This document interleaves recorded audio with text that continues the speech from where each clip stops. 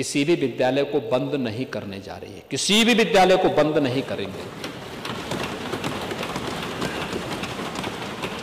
प्रदेश सरकार ने तय किया है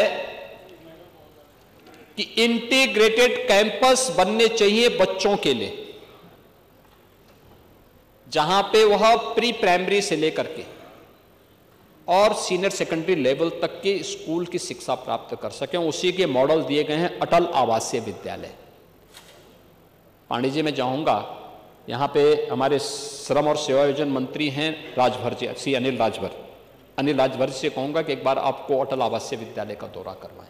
अभी मैं बिलारी में भी आया था, बिलारी के विधायक भी नहीं होंगे यहाँ पे, हाँ भाग गए होंगे, क्योंकि स्वतंत्र देव जी ने ऐसी कसम उनको खिला दी है कि वो बेचारे समझ ही नहीं पा रहे होंगे कि किसके नाम पे कसम खाएं।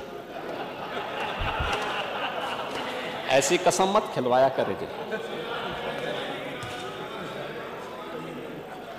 नहीं, मैं वही कह रहा हूं ना, किसके नाम पे करें, और खन्ना जी किसके नाम पे कसम खा देंगे।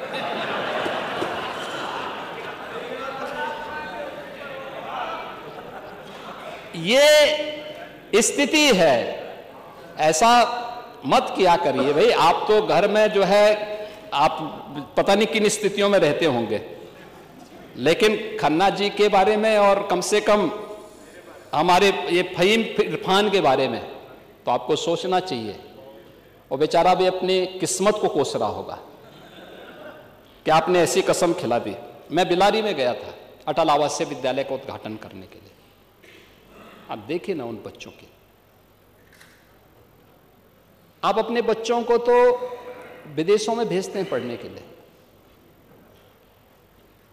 श्रमिकों के बच्चों के विद्यालय को बंद करते थे, उनके लिए कोई सुविधा नहीं देते थे।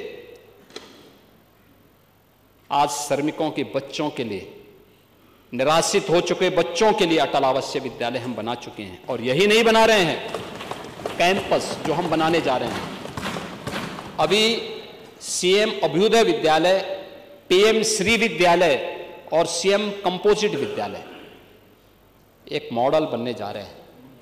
कस्तूरबा गांधी विद्यालयों को भी अपग्रेड किया गया। 8वीं तक थे, गरीब परिवारों की बच्चियां पढ़ती थी, 12वीं तक की बच्चियां उसी कैंपस में पढ़ेंगी। सभी प्रकार की सुविधाओं को वहां पर सरकार ने उपलब्ध करवा दिया है, ये भी वहां पे उपलब्ध कराई गई।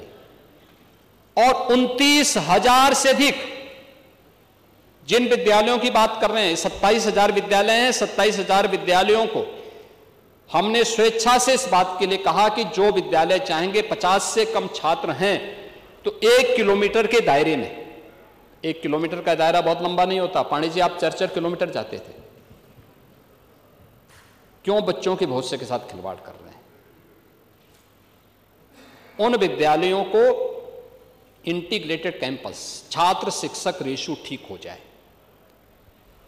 छात्र शिक्षक रेशियो कम से कम 3 शिक्षक जरूर हो उन विद्यालयों में। अगर छात्र संख्या ज्यादा है, शिक्षक की संख्या बढ़ाइए।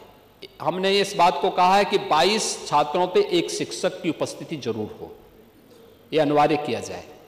और बाकी जगह खाली होती हैं, अधियाचन भेजिए, हम आयोग के माध्यम से नई भर्ती करवाएंगे। शिक्षा आयोग नई भर्ती करेगा और ये समय पे होना चाहिए।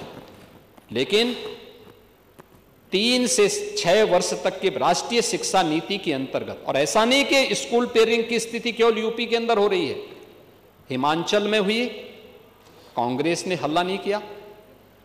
कर्नाटक में हुआ, कांग्रेस ने हल्ला नहीं किया।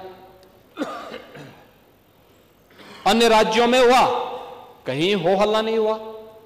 यूपी में हम कर रहे हैं कि नहीं, अच्छा कैंपस मिलना चाहिए, छात्र शिक्षक रेशियो ठीक होना चाहिए, शिक्षा की गुणवत्ता पे ध्यान दिया जाना चाहिए, क्योंकि जब छात्रों पे विशेष ध्यान देना है तब उन बच्चों के लिए शिक्षक उपलब्ध ना हो।